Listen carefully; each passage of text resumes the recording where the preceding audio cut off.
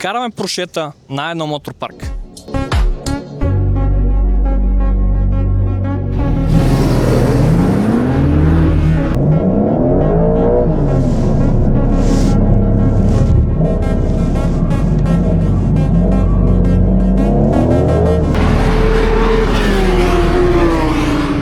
Този клип ще ни мразят, ще пишете в коментарите каквото искаш. Стига бе, човек! Как с 110 превърташ?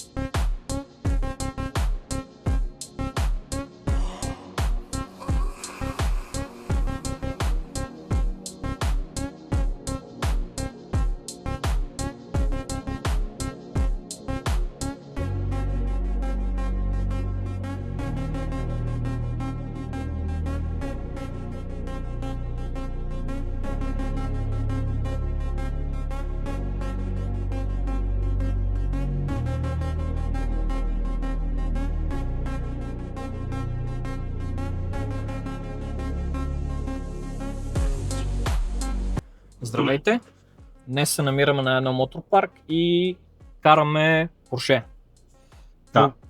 Програмата за деня е много интересна. От Порше са се погрижили да имаме едно уникално събитие. Кръстено е Cayenne Road Show, обаче това, което си говорихме тук с екипа е, че по-скоро те ще го кръстят Porsche Road Show, тъй като тук ще имаме възможност да покараме не само Cayenne, но и 911 GTS, GT3 Touring, GT3, Turbo S, Cabrio, много готини, много различни коли. И накрая ще завършим с Cayenne Electric Turbo. Има и Macan GTS, който не можем да караме. Точно така, Macan GTS, първия в България в момента е тук. Скоро го очакваме да се регистрира и ще го караме и него. Със сигурност. И ето как протече деня. Започнахме с каране на полигон.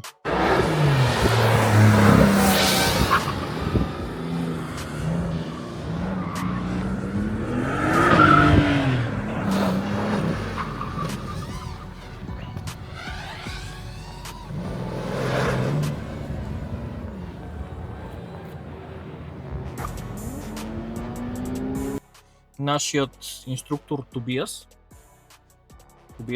да, уникален професионалист, както той сам се представи. Тобиас. Направи ни много готин инструктаж, показа ни няколко от важните елементи в това, когато се качим да караме спортно или по принцип безопасно. Какво е важно за нас, каква ни е правилната позиция на седалката, на волана, някакви базисни неща за безопасността в автомобила и след това преминахме към шофирането. Okay, ready?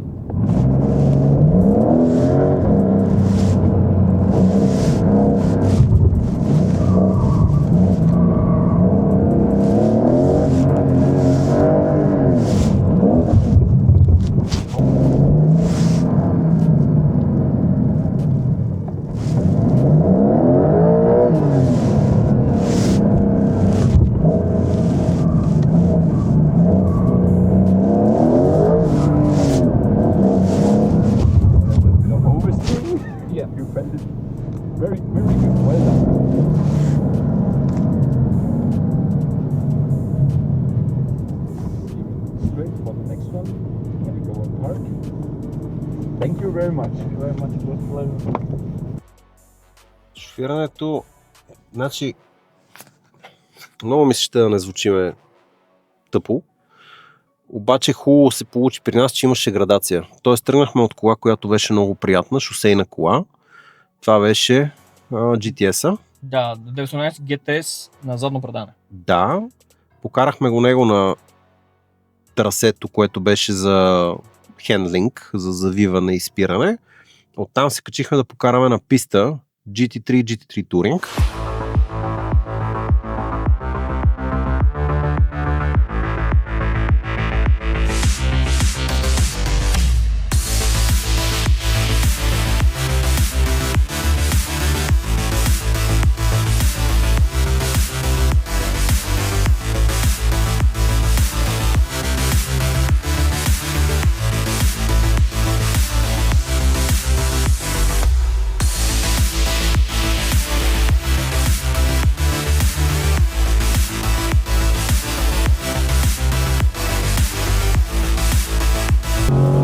You can come 20 meters closer and then we are safe. So just make use of the car in front of you, that you get an idea where to go, when to speed up and to slow down. So here we have a bump, so that's why we position this kind of little arrow on the left side, that you know we have to move over to the right. Now here we have a long corner, also double apex. Two cones, we slow down, so there's a different variation which chicane. Stay now on the outside one. Also here we set up these orange cones just to guide you where we go. Here we do kind of a V-line. And now we come on the long back straight. There's also some elevation change. It goes up and down.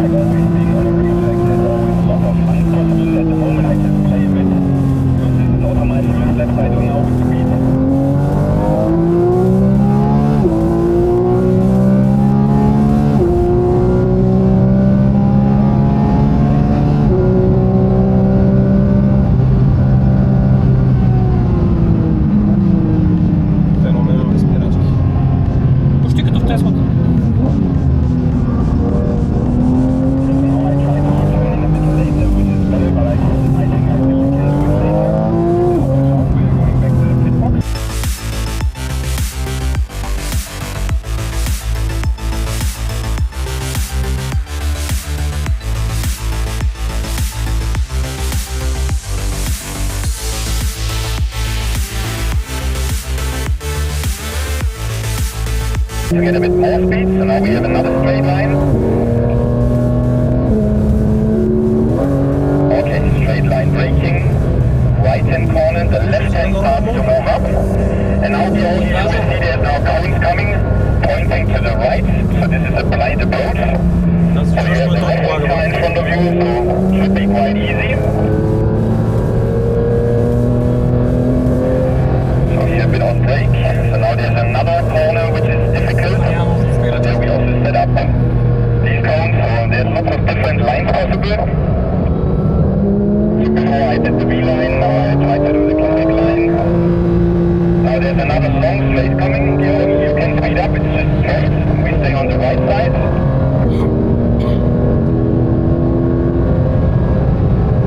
Okay, blue cones, we start to slow down. Това има много спирачки. So now we have a tight left-hand corner.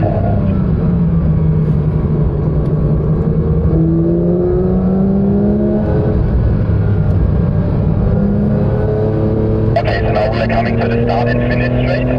So here you can go now to sport mode. Done that?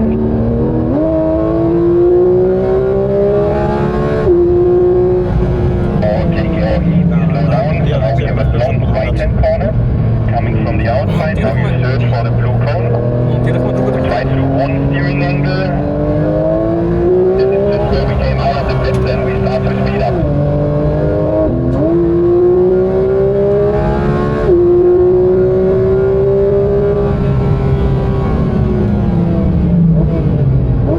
Много спирачки.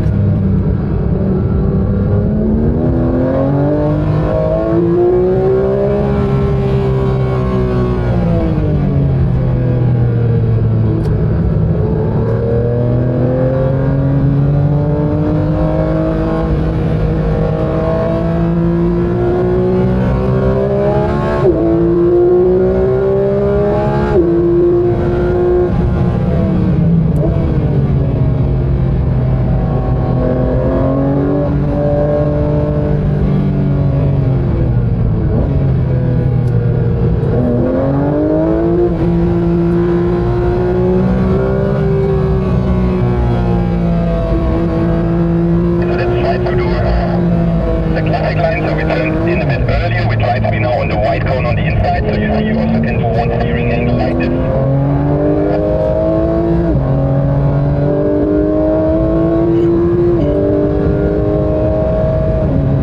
Крилото в огледалото е много красиво.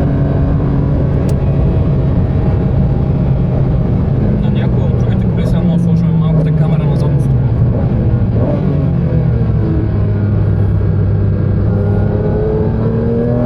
Okay, gentlemen, let's watch out. We do box, box, box. Entry to the pit box is here.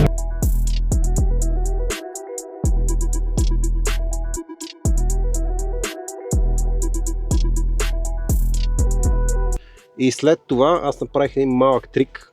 При качването на път с Алекс се качихме първо да покараме Turbo S-а, защото според мен, точно както и се получи за мен, защото ти кара Turbo S, след това кара Cayenne, а за мен се получи да карам Cayenne преди да карам Turbo S-а. Да. И много се радвам, че така се получи да имаме и двамата впечатление от Turbo S-а преди да имаме впечатление от Cayenne, защото иначе те ще да е много... Gentlemen, here we have to watch out. Here it's a bit tight. Here we have our turbo charging truck with us with 2.1 megawatts. Това ми си So искам да this is снимам. the thing That's which what started in Ама с кола? 2019 when we Huh? got all Ама these с кола? Taycans. Не знам And we дали ще also имаме went толкова around, малко заряд на някой. Еми Yeah, the сега... world. We figured out that lots of racetracks they are not that good with infrastructure for charging. Also in Finland, That's the ice not is bad, snow where we do drifting, so there also the infrastructure for the charging was not there. So here we have this little trailer with lots of energy storage. So it's the whole day charging with. Много ми харесва, че човек каза I think Will yesterday I respect saw we speed have limits, green light но for имаме една 40 кола пред нас, която да гледа дали има полиция. Perfect for all of us. Past the О! Ти да видиш. И спирачки има. make sure you have. So just make it safe. Now we have 15. And think about the image of forces coming, so we don't have to do too crazy when there's lots of people around us. За теб говорим. С това го чакам ли? Не, няма да чакам. Не мога да кажа, че няма турбо.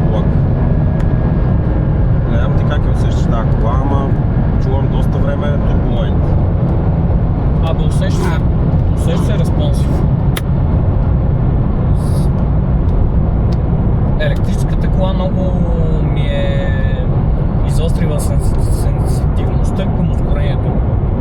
Не я усещам 700 кон, не я усещам страшен звяр, защото тук, примерно, това изпреварване, естествено става по-бързо.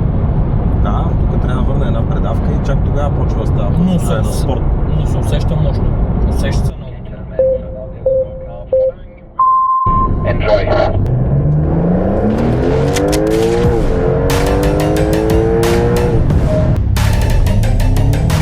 И пак тръгва се задница. И ме подстрекава. На таблото непрекъснато пише пусто пас. Няма да ти казвам колко дигнахме. В плада не ми стана лошо. Когато Шаро ме возил в плада за първи път, не ми стана лошо, сега ме стегна главата. Върви панелния блок. Безумна кола. За мое огромно съжаление на безумно висока цена, но може би точно толкова скъпа трябва да е тази кола, за да няма всеки. За да няма всеки.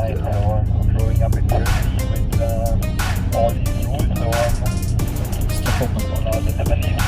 Тук имам сериозен проблем с който с тази кола. Не виждаш ли шилата блок? Нищо. Същия проблем имам аз. Тук е вълшебното. На спора. Не, това е това бутон.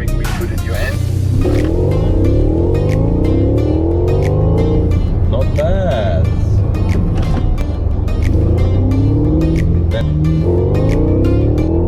Стига бе, човек.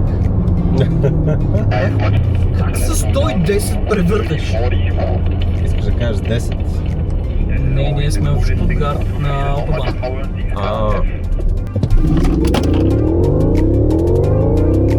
Това е турбо е бързо, човек. Не, това е повече от турбо е бързо.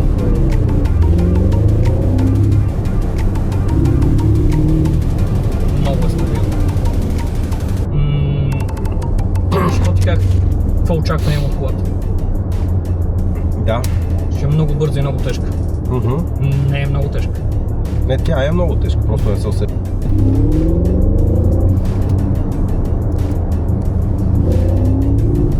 Това върви много.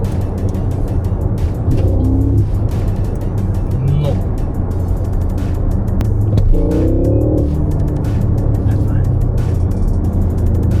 Върви ли? Да.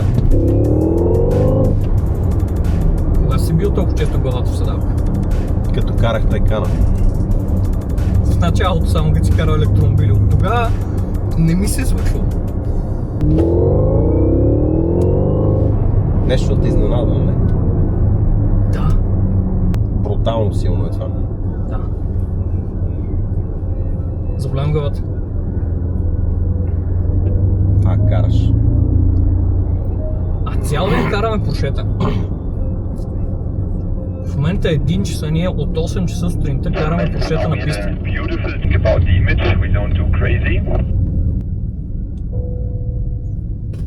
Сега пак ли за мене говори? Yes, you see this is a cool concept and corner that we don't block the truck.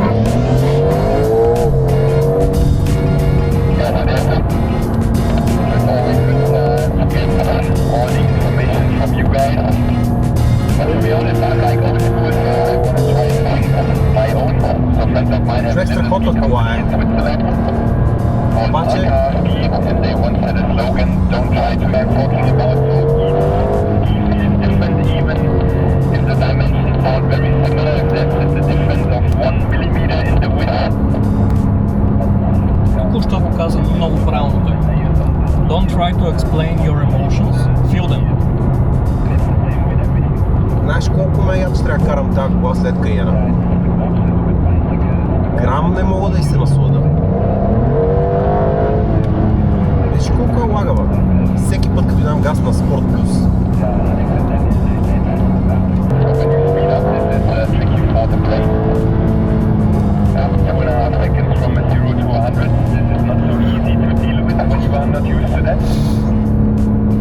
I remember the times being in a 918 Spider, traveling 2 years around the world with that car, Да. to all the VIPs, royal families and sheikhs.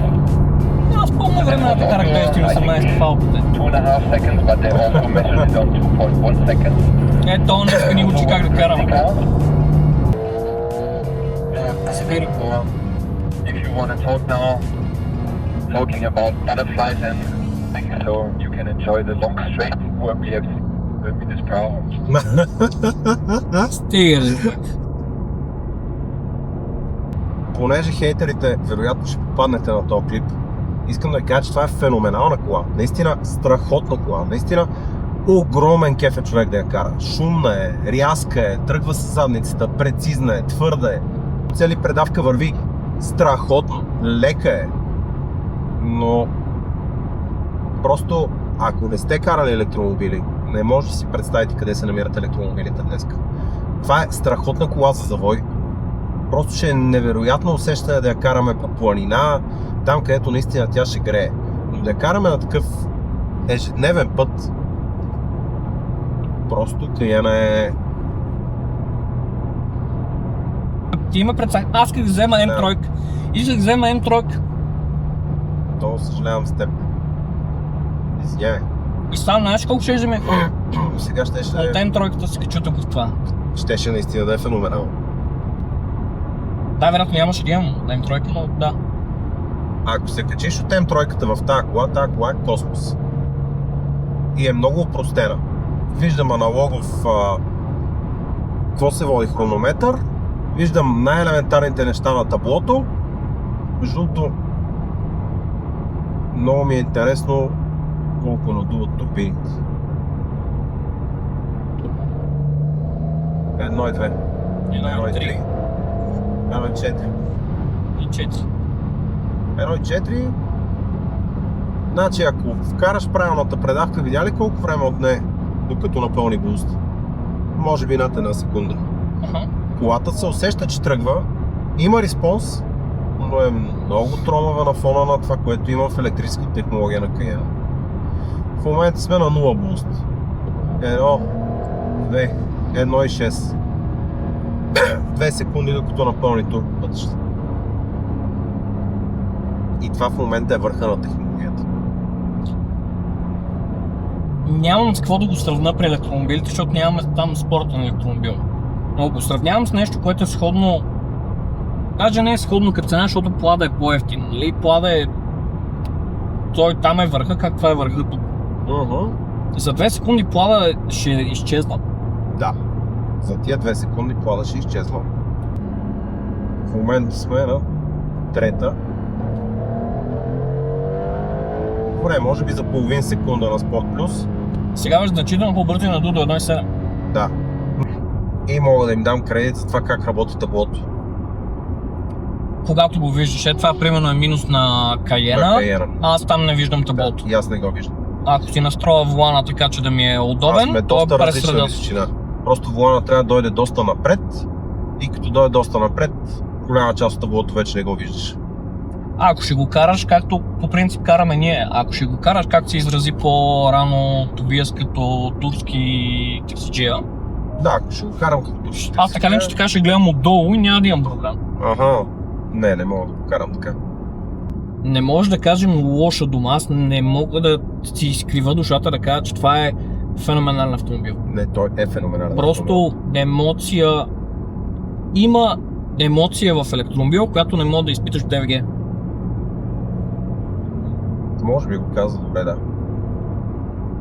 Разочароващо да караме Turbo S-а. Не разбирайте грешно. Прекрасни коли са докарали хората тук, но това са коли, които греят, когато ги карате в правилните обстоятелства. Когато ги карате в грешните обстоятелства, както ние в трафик или има много малко място, на което да им давате газ или ги карате направо, те просто не са чак толкова впечатляващи, колкото изглеждат. Много красиви, но Cayenne има впечатляващ комфорт и нечовешка динамика. Просто зловеща динамика. Това, с което ние го сравняваме цяла сутрин, е Плада. Да. Динамиката му е напълно сравнима с това, което прави Плада, само че в апартамент. Да. Може би Хикс Плада е подобен. Ама апартамента там е много нисък. Тук да кажем, че имаме мазонет. Може би Хикс Плада би бил пряк конкурент на това нещо, но не сме имали възможността да се качим в него, но е впечатляващо това нещо, как влиза в завоите, има страхотно окачване, хем сме го карали 10 км, но влиза много добре в завоите и е феноменално бързо. Зверски бързо е, идиотски бързо. От много време насам не бях изпитвал подобно усещане от шофиране на електромобил. Вече са ни минали доста коли през ръцете, имам богат опит с шофирането на електромобили. И за пръв път се почувствах отново изненадан и впечатлен. Да, много добре го каза. Пистовото шофиране мина много яко. Карахме в група от 3 коли, водеше ни инструктора. След това ние бяхме първо карахме GT3 Touring, след това се качихме да караме GT3. Нямахме възможност да изпитаме пълни потенциал на автомобилите, но да, не карахме с някакво зашеметяващо темпо, но може да усетиш колата, може да усетиш какво е поведението и като и да дадеш газ, как се пренася тежестта. Имаш някакъв усет от нея. Добре презентираха автомобилите. Да, мотото на това събитие е Feel the Emotion. Определено имахме възможност да почувстваме емоцията от шофирането на тези автомобили, без да стигнем пик. Което мен много ме радва, защото все още имам жажда да ги карам. Точно, да, добре го каза. Впоследствие стигнахме до роудтрипа, качихме се в Turbo S, покарахме го нещо сорта на 10 на км, след това в Cayenne Electric Turbo и на връщане ги разменихме. На отиване аз карах GTS, GTS Turbo S Cabrio. След това Дани скачи да кара Cayenne Electric Turbo. После се разменихме, аз карах Cayenne и след това той кара Turbo S. Наистина уникално преживяване и контраста и разликата в емоцията между двете коли е нещо, което си заслужава човек да изпита. Изключително благодарен сме, че имахме възможността и двамата да сме тук и да присъстваме като цяло на това събитие, защото наистина е нещо, което... Аз такъв досег до толкова много модели Поршета не съм имал до сега. Насищат и сетивата. Буквално нямаме сетиво, което да не ни е наситено в момента. Нагледахме се на красиви коли, слушахме уникален звук от генерации, от различните модели от гамата на Porsche.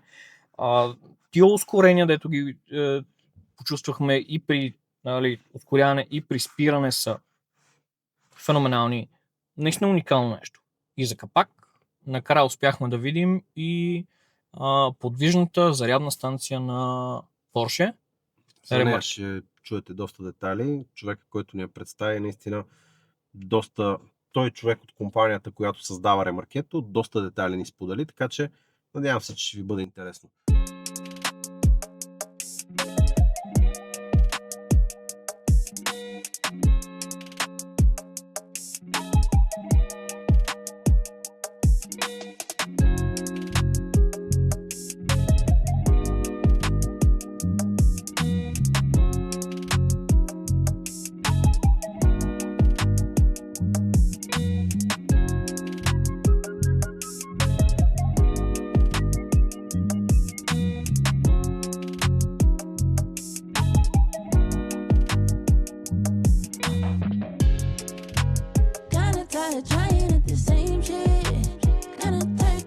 Това, което има тук са огромни батерии. Това, което виждате догоре, всичкото са батерии.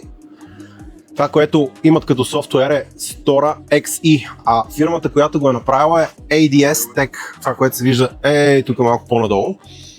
Немска компания, която е събрала цялото това нещо още преди 7 години. Казва, че деградацията е почти никаква. Имат 10%, около 20% буфер на батериите.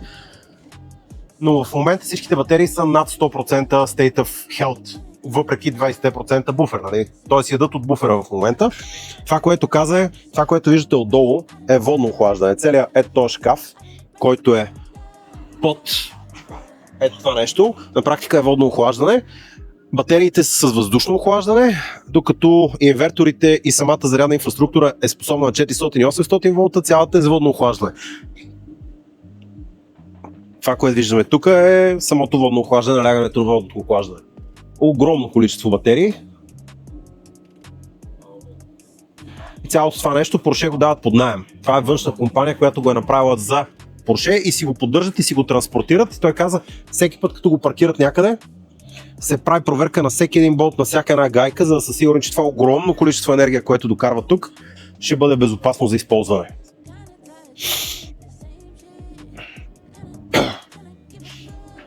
Човека беше така мил специално за нас да го отвори, да можем да видим как изглежда отдолу под капака. Виждате колко огромно е. Това е едно стандартно огромно ремарке, което на практика е пълно с батерии долу-горе. Не мога да си представя колко тежи и какво е поведението на това нещо, защото тия батерии са доста тежки. 14 тона батерии, каза, че имаме тук. И това е безводното охлаждане. Когато са го закарали в Финландия на минус 40, от него дни. Не каза колко, но каза няколко дни, за да могат да темперират батериите до температура, на която да могат да зареждат достатъчно бързо, без да вкарват деградация в тях, без да ги турмозят. Това, което има под този капак, са няколко AC порта за зареждане. Огромни, така както и гледам, са на по 100 нещо ампера. И това, което виждате тук е кабел, с който в момента е включен един от тях. Имат 8, т.е. могат да зареждат. В момента са 70 няколко киловата, около 400 киловата биха могли да зареждат в ремаркето наведнъж, ако включат и 6 модула, които да го зареждат. И той каза, няма писта, на която да има такава зарядна инфраструктура на този етап. В момента обикновено включват по един. Сега ще отида там, да видим с какъв кабел е включено, какъв е конектора. И с това мисля, че ще решим цялата задача. 125 ампера имаме тук. 3 фази.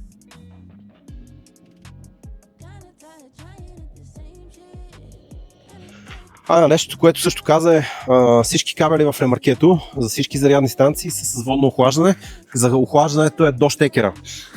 Целият този маркуч до началото на щекера, до някъде тук, е с водно охлаждане. Интересно е, че напред нямат водно охлаждане, само до тук.